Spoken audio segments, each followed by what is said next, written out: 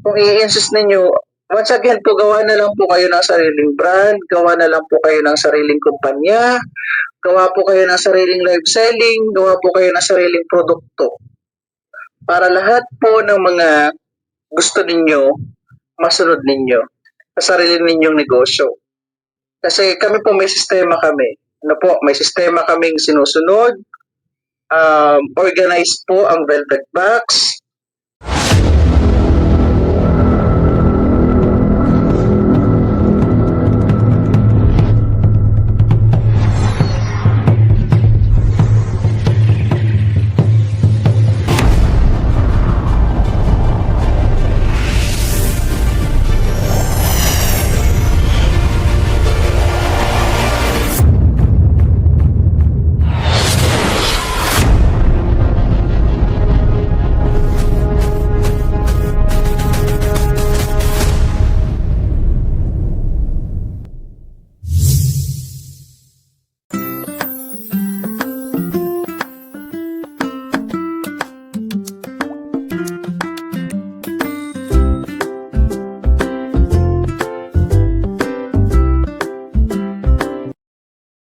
Hello guys, good morning, good afternoon, good evening po sa lahat, Welcome to my YouTube channel, Roselski TV.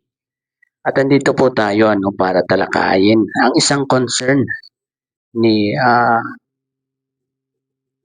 Sir Jun ng Velvet Box, Kasi napapansin niya na sa tuwing may live selling sila ay hindi maiwasan nung iba na hindi mag-comment ng masama, lalong-lalo na sa mga nakaupo para mag-live selling. Po? Sana naman mahiya po kayo, Ito po ay live selling. Ito po ay labas sa kalingap, po? Ito po ay business ni Kalingap Rab at saka ni Sir Jun ng Velvet Box, po? Kaya ilabas natin 'yan doon sa problema nyo, sa pambabas nyo sa iba't ibang lab team, dapat ibukod nyo to, iba to. Hindi ito kasama diyan. Diba? Business po ito. Kaya pakinggan po natin itong magiging pahayag ni Sir Jun. Ito po, panoorin po natin. May concern lang po ako regarding our live selling, no? Kasi po napapansin natin na pagka live selling po, may mga lumilitaw pa rin na mga hindi mga magandang comment. Most especially po sa mga nakaupo nating mga live sellers, pakiusap po namin lagi na iwasan po ninyong mag-comment ng hindi maganda, lalo na po sa mga nakaupong live sellers natin. It's either ambassadors man yan, or guest live seller, kung hindi naman po kalabisan sa inyo at hindi naman po mahirap na magpakita ng respeto sa tao, sa kapwa natin, pinapakiusap po namin na gawin po ninyo. Ayan, ayan yung naging pahayag ni Sir Jun, At nakikiusap lang siya na kung po pwede, huwag niyong gawin yun sa live selling nila.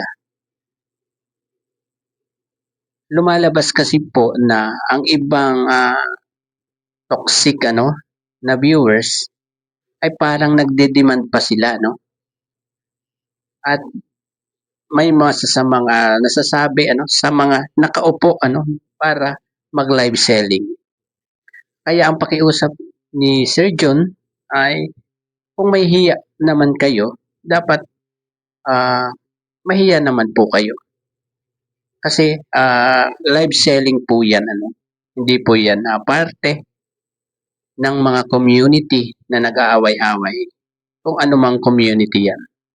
Di po ba? At idiretso na po natin. Ang purpose po ng live selling ng Velvet Box is para magtinda, no? I-offer, ibenta ang mga produkto po na meron kami.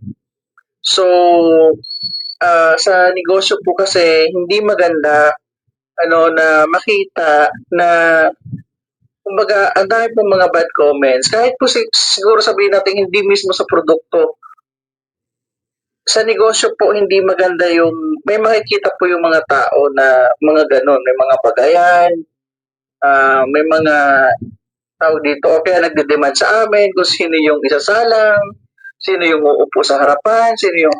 Yan, tulad niyan, yung mga demanding, mas maalam pa sa may-ari ng produkto na ibebenta. Kung sino ba yung pauupuin para mag-live selling, di ba? Sana po, kung may hiya po yung mga nagko-comment dyan, sa live selling ni na Sir John at ni Kalinga Prab, mahiya naman po kayo.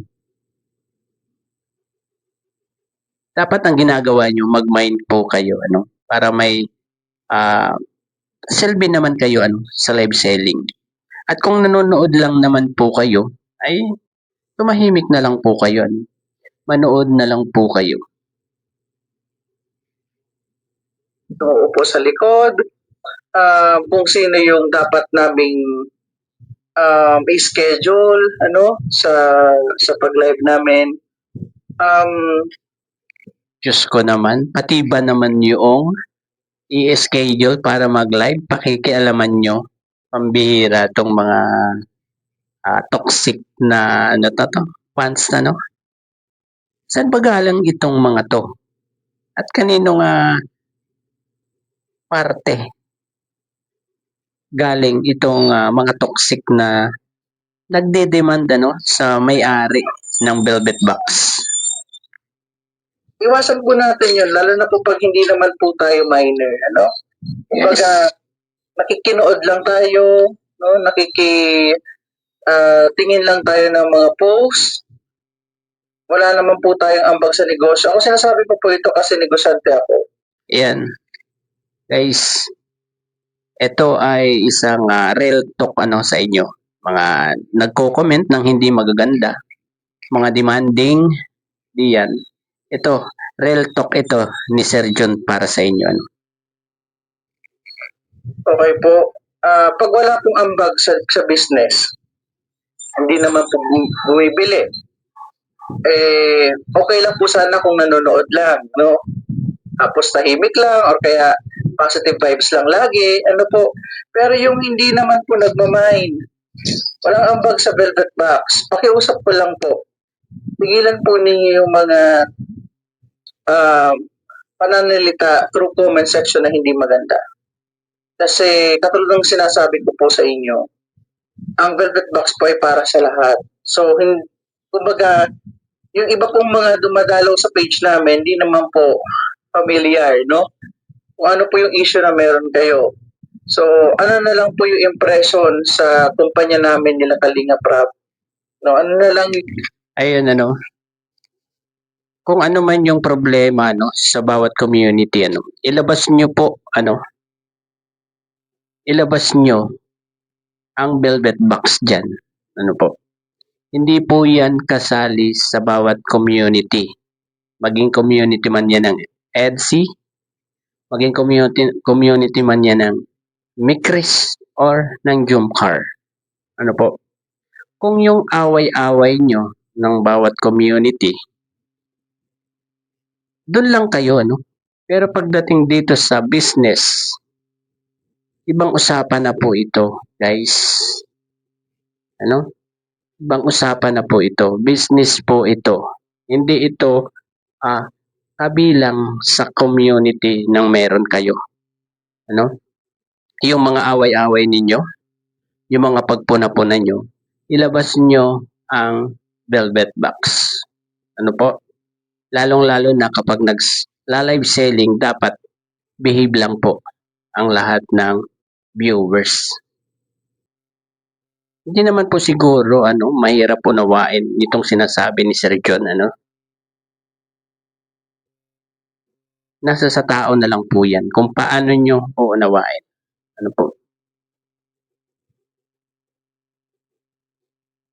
Diretso pa po natin. yung impression ng ibang tao sa business page po namin, kung ganun po yung mabasa.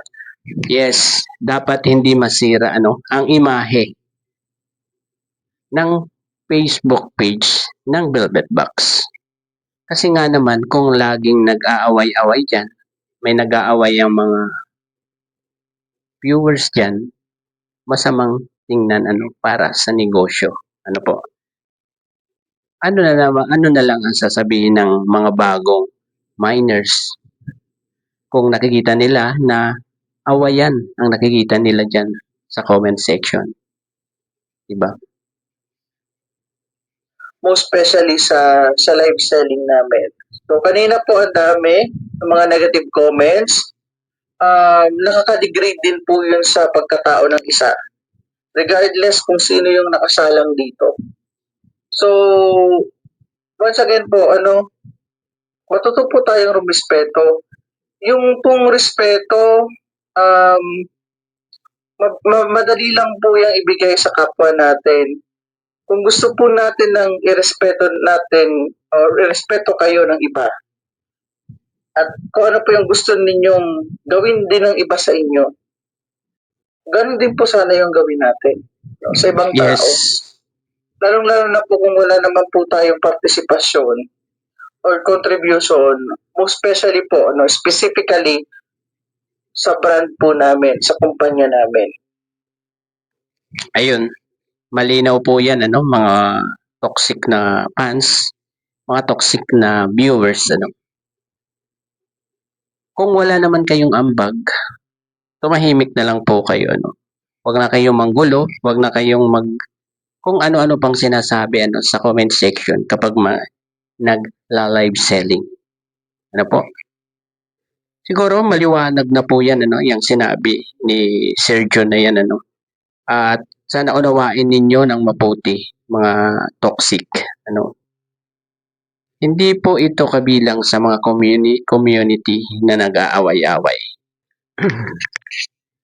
At ito pa po, ang matindi-tinding binitawan, ng may-ari ng Velvet Box, sa mga toxic na fans. Ito po, panoorin po natin.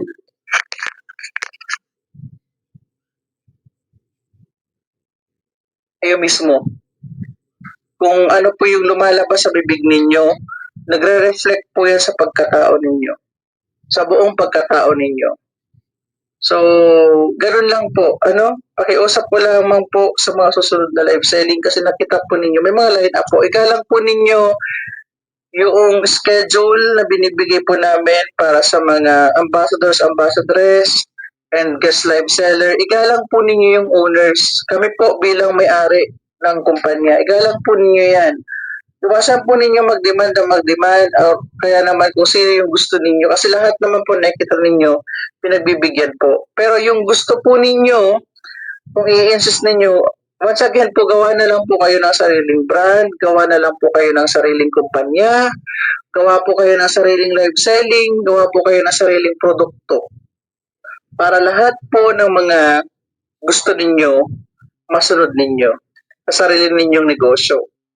Kasi kami po may sistema kami. May sistema kaming sinusunod. Organized po ang Velvet Box. Iba po yung point of view pagdating sa business, Hindi po yan maintindihan ng hindi mga negosyante. Ayun po, kung sino man kayo, na mga toxic. Siguro naman, tinamaan kayo dito sa sinabi ni Sergio na ito, Maliban na lang kung talagang manhid na kayo. Ayun, hanggang dito na lamang po, ang ating konting pagbablog dito sa live or sa vlog ni Sir Jun. At hanggang sa muli pong pagbablog. Bye-bye. God bless po sa lahat. Love, love, love lang po. Palagi, Peace.